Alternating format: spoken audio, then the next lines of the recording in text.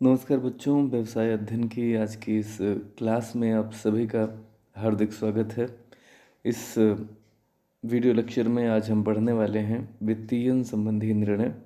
ये वित्तीय प्रबंधकों के द्वारा जो वित्तीय निर्णय लिए जाते हैं उन्हीं में से विनियोग निर्णय के पश्चात, जिसे कि हमने पिछले वीडियो लेक्चर में पढ़ा था, जाना था, जो अगला निर्णय किसी वित्तीय प्रबंधक को लेना होता है वह वित्तीय संबंधी निर्णय है। देखने में ये दोनों शब्द कभी कभी एक जैसे लग जाते हैं।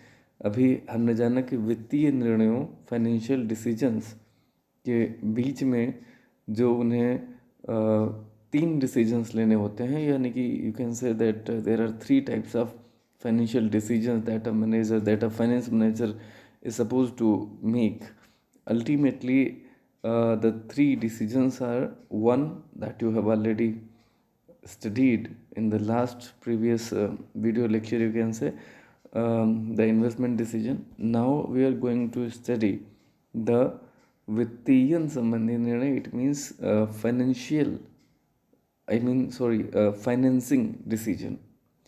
देखिए, फाइनेंशियल डिसीजन यानी वित्तीय निर्णय और फाइनेंसिंग डिसीजन यानी कि वित्त प्राप्त करना. तो फाइनेंशियल डिसीजन ये सारे हैं. इन्वेस्टमेंट डिसीजन भी फाइनेंशियल डिसीजन का एक पार्ट था, लेकिन जो सेकंड है ये बेसिकली सेकंड है. और ये सेकंड है क्या? ये है financing related decision. It means कि डिसीजंस रिलेटेड टू फाइनेंसिंग.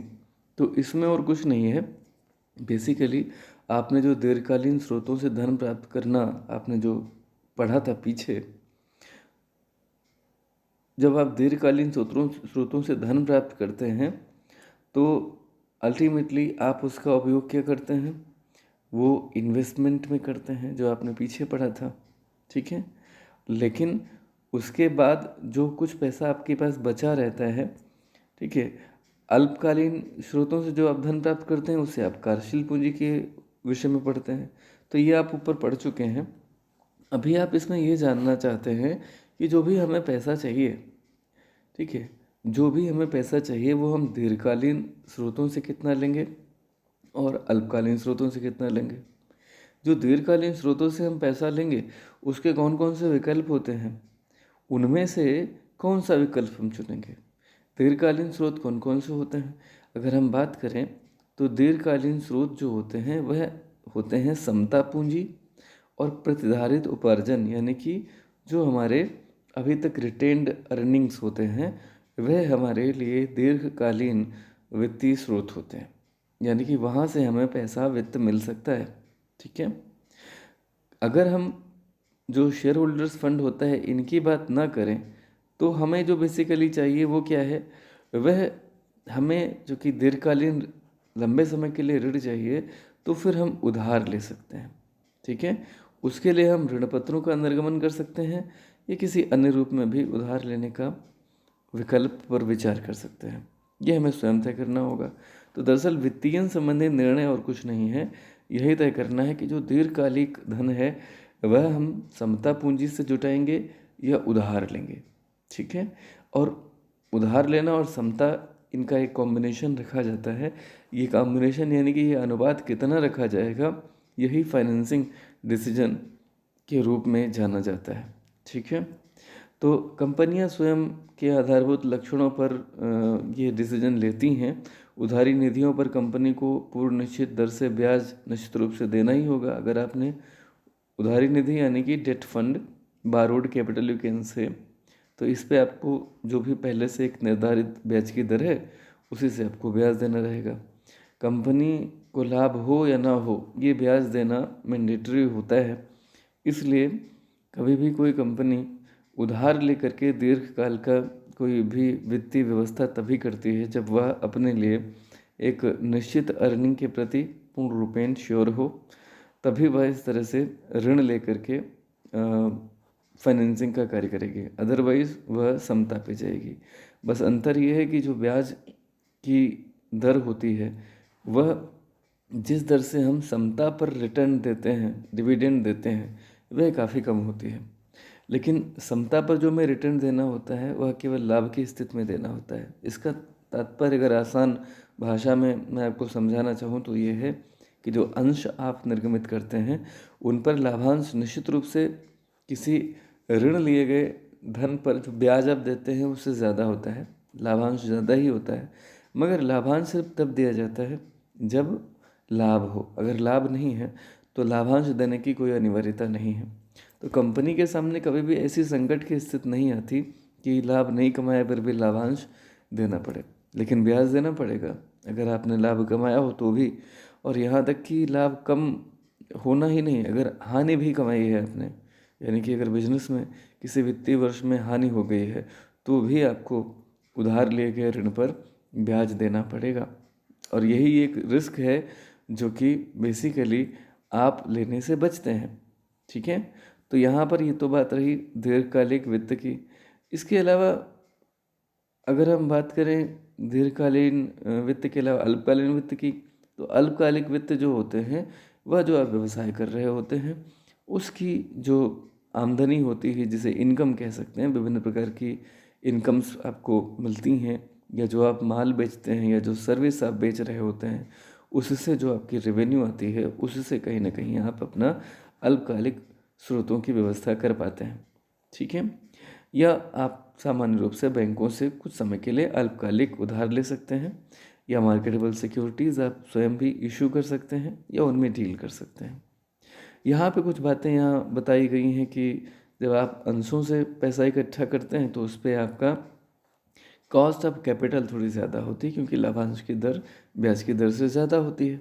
ठीक है, ये यहाँ पे इन्होंने बताया है कि चूँकि जो जब आप वित्तीय निर्णय ले रहे होते हैं तो आपको देखना ये होता है कि किस वित्त के स्रोत में आपकी लागत कम है, किस में ज़्यादा है। तो आपको लागत का अनुमान लगाना होता है। इसमें ये माना जाता है कि ऋण जो है वो सबसे सस्ता स्रोत है वित्त का, क्योंकि ब्याज की जो दर होती है ऋणों पर वह कम होती है। ठीक है, लेकिन वहीं ये मैंडेटरी होता है, ब्याज देना ही पड़ेगा, तो कहीं ना कहीं जोखिम होता है। अगर आप उधार लेते हैं, अगर लाभ नहीं हो पाया तो निश्चित रूप से आपकी कंपनी दिवालिया होने की कगार पे आ सकती है। अगर ये जो आपने अभी तक दो डिसीजन जाने, इसमें जो चीफ फाइनेंशियल ऑफिसर होता है, मुख्य वित्त अधिकारी, ये कैपिटल बजटिंग अगर कर रहा होगा या वर्किंग कैपिटल की व्यवस्था कर रहा होगा तो ये इन्वेस्टमेंट डिसीजन में आता है। यानी कि कुल मिलाकर के स्थायी संपत्तियाँ जब वो खरीद रहा होगा, स्थायी संपत्तियाँ जब खरीदेगा तो बेसिकली ये क्या कहलाएगा कि कैपिटल बजटिंग में आएगा। वर्किंग कैपिटल में जब वह धन की तरलता की व्यवस्था करेगा, और जो छोटी छोटी चीज़ें होती हैं, सीमेंट खरीदना, मटेरियल खरीदना, इनके लिए जो इनमें जो इन्वेस्ट करेगा वो वर्किंग डिसीजन था, आपने पढ़ा था ना। इसके अलावा जो आपने अभी जाना वह था फाइनेंसिंग डिसीजन। इसमें यह था कि वो कहाँ से पैसा उधार लेगा, कौन से फाइनेंशियल इंस्टीट्यूट से लेगा। ये कोई कमर्शियल बैंक हो सकती है, state bank of India, Punjab national bank, Allahabad bank वगैरह, या वो चाहे तो उधार ऋणपत्र इशू कर सकता है। ठीक है, अगर ऋणपत्र इशू ना करे पब्लिक में तो चाहे तो समतांश यानी कि इक्विटी अंश जो है वह निर्गमित कर सकता है। तो कुल मिलाकर के ये विकल्प होते हैं। जो अगला अब हम पढ़ने वाले हैं वह है डिविडेंड डिसीजन, यानी कि कंपनी ने इन्वेस्ट कर दिया था कैपिटल बजटिंग के जरिए लॉन्ग रन की स्थायी संपत्तियों में, या वर्किंग कैपिटल में कुछ जो चल संपत्तियां थी उनमें इन्वेस्ट किया था, उनके लिए पैसा कहाँ से आएगा ये भी डिसीजन चीफ फाइनेंशियल ऑफिसर ले चुका। अब जाहिर सी बात है जब इतना काम कर चुका होगा तो सत्र के आखिर में कुछ लाभ होगा, और ये जो लाभ होगा इसका बंटवारा करना होगा। तो लाभ पे हक किसका होता है? अंशधारियों का। उन्हीं अंशधारियों में कितना डिविडेंड बांटना है इसका डिसीजन भी चीफ फाइनेंशियल ऑफिसर को ही लेना होता है। तो ये तय करेगा कि इस लाभ में से ये टू ओवरऑल जो सर्किल है ये प्रॉफिट को दिखाता है। आप देख सकते हैं प्रॉफिट जो है ये यहाँ शेडेड एरिया में भी लिखा है, और ये वाइट एरिया जो है इसमें भी लिखा है। इसी प्रॉफिट का एक हिस्सा बेसिकली आप सिक्योर कर लेते हैं, रिजर्व कर लेते हैं, इसको रिटेन्ड अर्निंग बोला जाता है। और बाकी का हिस्सा आप जो है डिविडेंड के रूप में शेयर होल्डर्स के बीच में बांट देते हैं। तो कितना रिटेन करके रखना है और कितना डिविडेंड के रूप में बांटना है यही तय करना डिविडेंड डिसीजन कहलाता है। आइए देखते हैं, इसे हम समझते हैं। पहले तो अभी हम यही जानेंगे कि जो वित्तीय निर्णय है उसमें कौन कौन से ऐसे कारक हैं जो ये तय करते हैं कि वित्तीय निर्णय में समता या ऋण पूंजी का लाभ कितना का अनुपात कितना होगा। उन कारकों में पहला है लागत। लागत आप देखते हैं कि आप कितनी लागत वाला वित्तीय क्षेत्र वित्तीय सोर्स चुनना चाहेंगे, स्रोत चुनना चाहेंगे। इसमें आपको अभी बताया गया कि समता की लागत यानी अंशों की लागत ज़्यादा है और ऋण की लागत अपेक्षाकृत कम है। जोखिम जो है वह समता में कम है लेकिन ऋण में ज़्यादा होता है। प्रवर्तन लागत यानी कि जिस स्रोत की प्रवर्तन लागत अधिक होती है उसके प्रति आकर्षक कम होता है। इसका मतलब यह है कि जिसमें बेसिकली प्रवर्तन लागत अधिक होगी उसके प्रति आकर्षक कम होता है, मतलब जिसको एक्वायर करने की लागत ज़्यादा है। प्रवर्तन माने होता है किसी चीज़ का निर्माण करना। तो अगर आप एक cost of acquisition of the finance, ठीक है, यानी कि फाइनेंस पाने की जो लागत है, तो जहाँ पे भी लागत ज़्यादा आएगी तो वह फाइनेंस ऑफिसर को आकर्षित कम करेगा। रोकड़ प्रवाह स्थित एक व्यवसाय में अगर उसे लगता है कि उसके पास निश्चित रूप से एक निश्चित मात्रा में लगातार कैश की अवेलेबिलिटी बनी रहेगी, लगातार कैश आता रहेगा, ठीक है, तो उसे कहीं ना कहीं लगेगा कि ठीक है ऋण लेना ज़्यादा अच्छा है, ठीक है। लेकिन अगर उसके पास कैश पर्याप्त मात्रा में नहीं आता है या कोई समस्या उसे लगती है तो बेहतर होगा कि वह समता से वित्तीयन करे, ठीक है। तो इस तरह के जो आपने पॉइंट्स जाने हैं, इसके अलावा जो अन्य पॉइंट्स हैं वह कौन कौन से हैं। एक है स्थायी संचालन लागत का स्तर। देखिए आप जो भी व्यवसाय चला रहे हैं अगर उसमें भवन का किराया है, बीमा प्रीमियम है, वेतन वगैरह है, ये सब एक निश्चित मात्रा में कुछ ऐसे व्यय हैं जो आपको देने होते हैं। अगर इनकी रकम ज़्यादा है, इस तरह के जो आपके मेंटेनेंस एक्सपेंसेस हैं वो ज़्यादा हैं, तो आपको फिर ये देखना होगा कि आप जो है वित्तीयन करते समय वह विकल्प चुने वित्तीय स्रोत के तौर पे जिसकी लागत कम आ रही हो। लेकिन अगर ये खर्चे आपके कुछ कम हो रहे हैं तो आप जो है उनको चुन सकते हैं जिसमें लागत आपको बेसिकली अगर ज़्यादा भी देनी पड़ती है, ठीक है। तो जैसे निम्न श्रेणी की ऋण वित्तीयन अच्छी होती है, इसका मतलब यह है कि यदि स्थायी संचालन लागत आपकी कम आती है तो अधिक ऋण वित्तीयन आप कर सकते हैं प्राथमिकता के आधार पे। लेकिन अगर आप पाते हैं कि आपकी जो ये लागतें हैं ये ज़्यादा आ रही हैं तो फिर आप जो है समता में जा सकते हैं, ठीक है। नियंत्रण प्रतिफल। नियंत्रण प्रतिफल थोड़ा ध्यान से सुनिएगा, समझने की कोशिश करेंगे, निश्चित रूप से समझ जाएंगे। देखिए यदि समता अंशों का निर्गमन आप अधिक मात्रा में कर देते हैं तो आप पाते हैं कि व्यवसाय पर नियंत्रण आपका कम हो जा रहा है, क्योंकि जिन लोगों को आप समता अंश इशू करेंगे, समता अंश पाने वाले जो लोग होंगे वह भी तो अंशधारी हो जाएंगे और वह भी कंपनी के स्वामित्व में हिस्सा लगाएंगे। तो अल्टीमेटली उस बिजनेस पर आपका जो कंट्रोल है वह कम हो सकता है। तो अगर आप कंट्रोल बना के रखना चाहते हैं तो आपको ऋण पत्र इशू करना चाहिए या ऋण लेना चाहिए, ठीक है।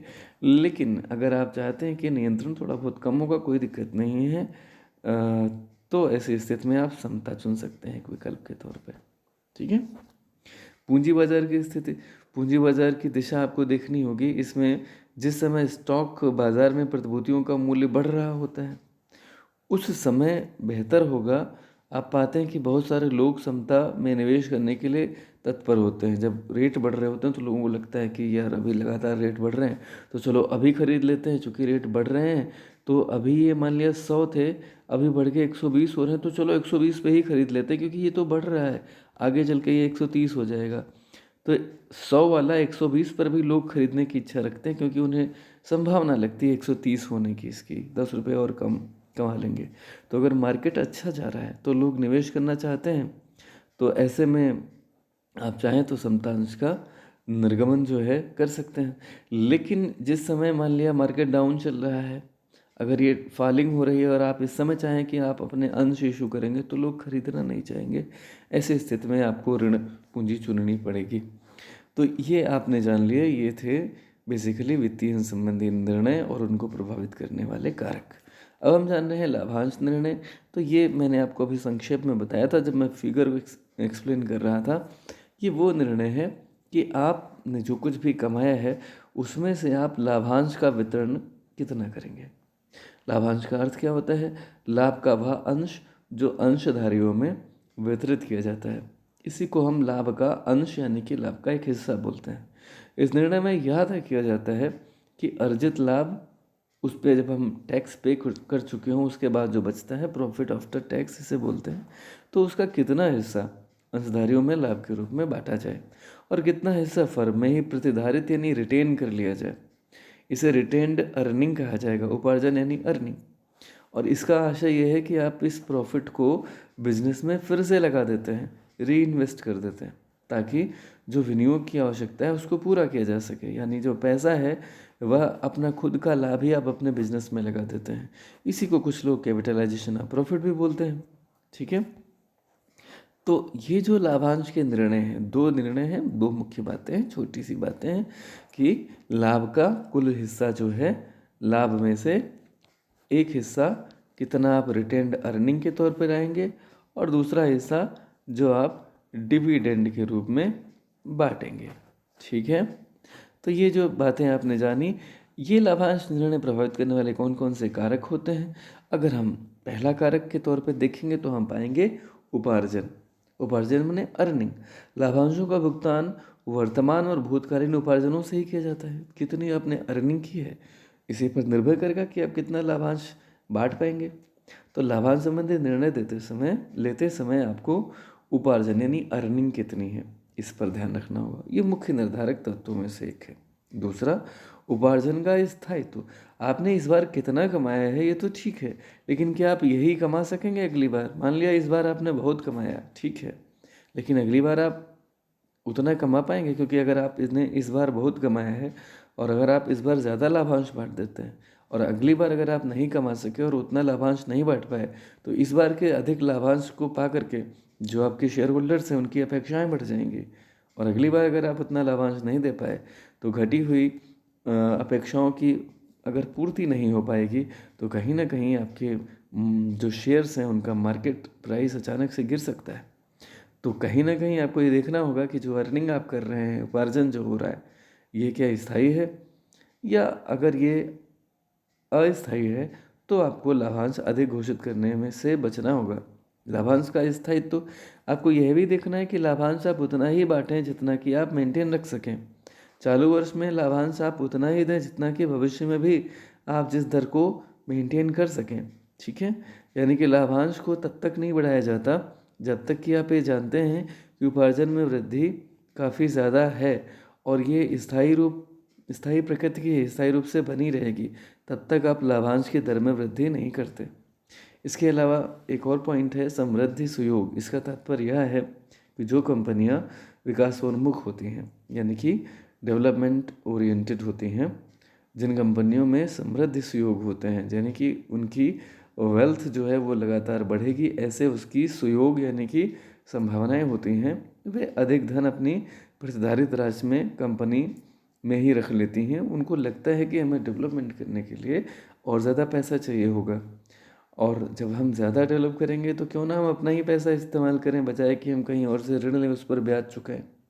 तो वो उसे अपने पैसे को बिजनेस में रख लेती हैं। दो फायदे होते हैं, एक तो अधिक लाभांश देना नहीं पड़ता और दूसरा ब्याज भी बच जाता है। और जो कैश की जो शॉर्टेज की संभावना हो सकती थी उससे भी बच जाती है कंपनी, क्योंकि आपको नकदी में लाभांश बांटना नहीं पड़ा और ब्याज भी किसी को नकदी में देना नहीं पड़ा, तो नकदी की समस्या भी सॉल्व हो गई। तो इस तरह से कंपनियां अगर डेवलपमेंट की राह पे चल रही हैं तो वह जनरली लाभांश की राशि को कट कर देती हैं। लेकिन अगर उन्हें लगता है कि उन्हें डेवलपमेंटल किसी प्रोजेक्ट पे काम नहीं करना है तो वह लाभांश बांटने का भी निर्णय ले सकती हैं। ठीक है, कुछ और जो कारक हैं उनमें यह भी देखना होगा कि अगर आपके पास इनफ्लोज पर्याप्त हैं तो भी आप लाभांश रोकड़ के रूप में बांटने के लिए तैयार हैं, तो आप अपना लाभांश को बढ़ा करके घोषित कर सकते हैं और उसकी मात्रा भी बढ़ा सकते हैं।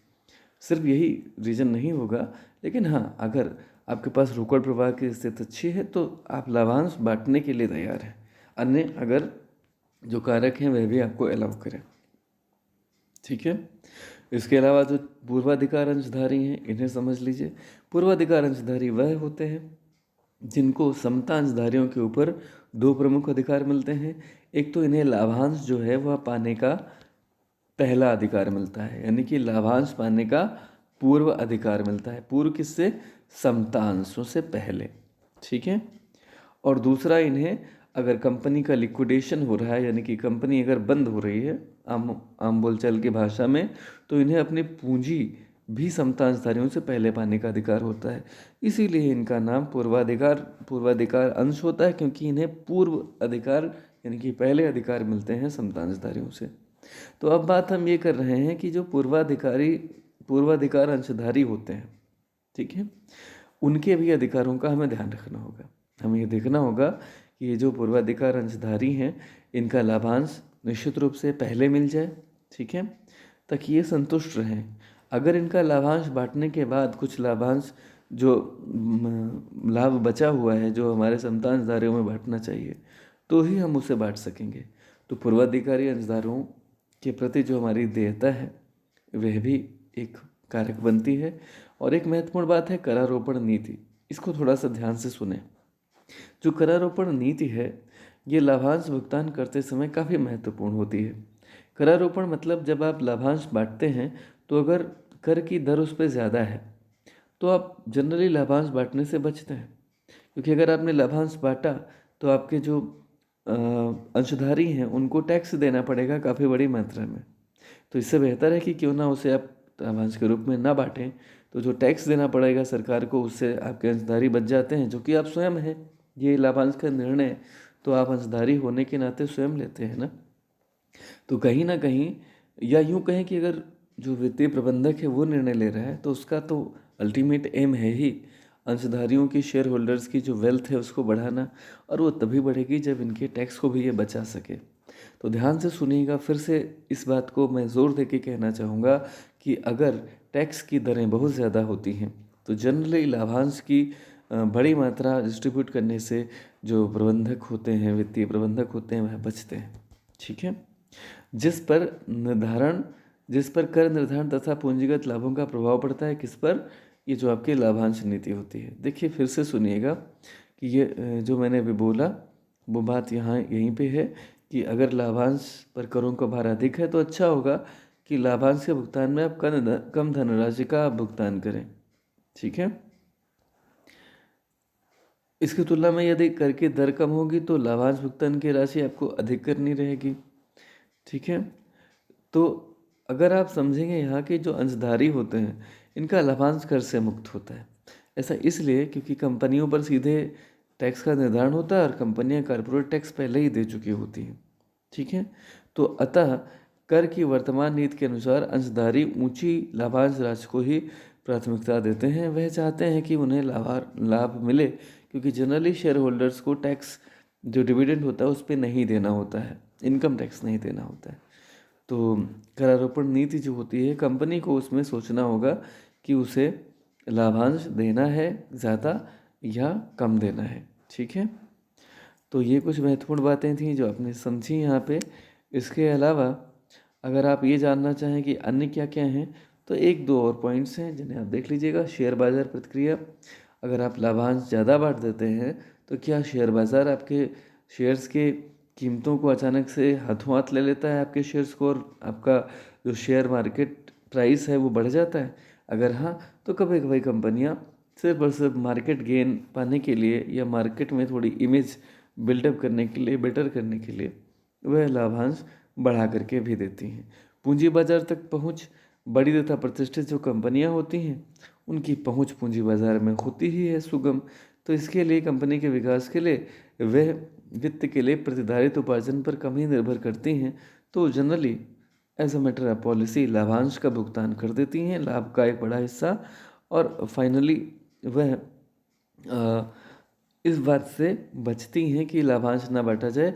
उन्हें अगर वित्त चाहिए तो कहीं और से वित्त की व्यवस्था बड़े आसानी से कर लेती हैं। कानूनी बाध्यता, कंपनी अधिनियम के कुछ प्रावधान ऐसे हैं जो अधिक लाभांश बांटने पर जो है कुछ प्रतिबंध लगाते हैं। तो लाभांश की घोषणा के समय ऐसे प्रावधानों का पालन भी आपको करना चाहिए। कुछ संविदात्मक प्रतिबंध भी होते हैं। जब किसी कंपनी को ऋण प्राप्त करने की स्वीकृति मिलती है तो ऋणदाता कंपनी भविष्य में लाभांश के भुगतान पर कभी कभी कुछ प्रतिबंध लगाती है, और वह कंपनियों से ये आशा भी की जाती है कि जब अगर उन्होंने इस तरह का कोई आश्वासन दिया है ऋणदाता कंपनी को, तो वह इसका निर्वहन करें। ये भी कुछ पॉइंट्स होते हैं जिनके बारे में सोचना होता है।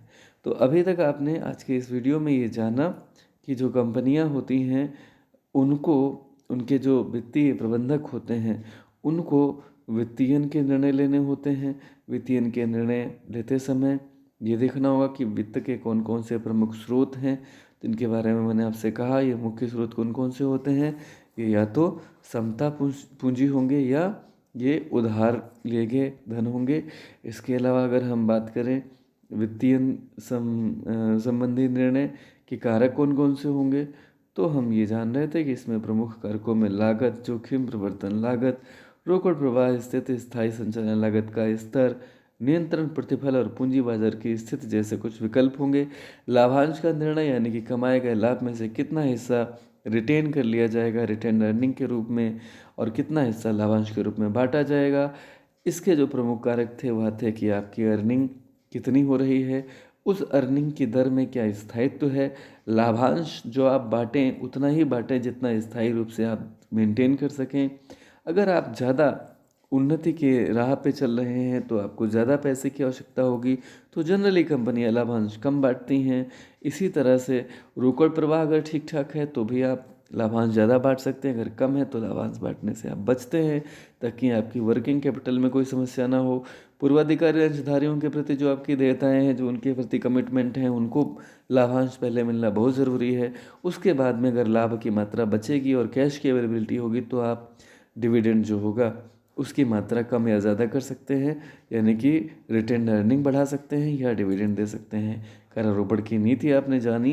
करारोपण की नीति में भी आपको ये देखना होगा कि टैक्सेशन, अगर आपका कॉर्पोरेट टैक्स बहुत ज़्यादा है तो ऐसी स्थिति में आप कोशिश करते हैं कि डिविडेंड वगैरह बांट दें। अगर आप ये देखते हैं कि इनकम टैक्स की रेट बहुत ज़्यादा है तो आप डिविडेंड बांटने से बचते हैं। कुल मिलाकर के जो शेयर होल्डर्स होते हैं उनकी जो वेल्थ मैक्सिमाइजेशन का अल्टीमेट एम है फाइनेंस मैनेजर को, उसे ही मेंटेन करना होता है। शेयर बाज़ार की प्रतिक्रिया भी देखनी होती है, मार्केट में जो आपकी इमेज है आपके शेयर्स की उसको भी ध्यान में रखना होता है। अगर आपको लगता है कि सकारात्मक प्रतिक्रिया मिलेगी तो बहुत बार डिविडेंड रेट बढ़ाने का निर्णय लिया जाता है। और पूंजी बाजार तक अगर आपकी आसानी से पहुंच है, वहां से अगर आप आसानी से पैसा इकट्ठा कर सकते हैं लॉन्ग टर्म के लिए, तो जनरली आप रिटेन अर्निंग से बचते हैं और लाभांश की मात्रा बढ़ा सकते हैं। कानूनी बाध्यताएं हैं या अगर कोई कॉन्ट्रैक्ट किसी से संविदा एग्रीमेंट आपने कर रखा है तो उन तथ्यों को भी ध्यान में रखते हुए आप डिविडेंड डिसीजन लेते हैं। तो कुल मिलाकर के आज के लिए इतना ही बच्चों। वित्तीय नियोजन यानी कि फाइनेंशियल प्लानिंग क्या होती है इसे हम जानेंगे कल की वीडियो में। आज के लिए इतना ही। वीडियो यहाँ तक बहुत ध्यान से देखने के लिए आप सबका बहुत बहुत धन्यवाद। कोई बात अगर नहीं समझ में आई है तो एक बार वीडियो को रिपीट करके फिर से सुने, और फिर भी अगर कोई डाउट है तो कितने मिनट और कितने सेकंड पे आपने वो बात सुनी है उसका उल्लेख करते हुए आप अपना क्वेश्चन पूछें, अपना डाउट रखें कमेंट बॉक्स में। निश्चित रूप से आपके हर सवाल का यथाशीघ्र जवाब दिया जाएगा।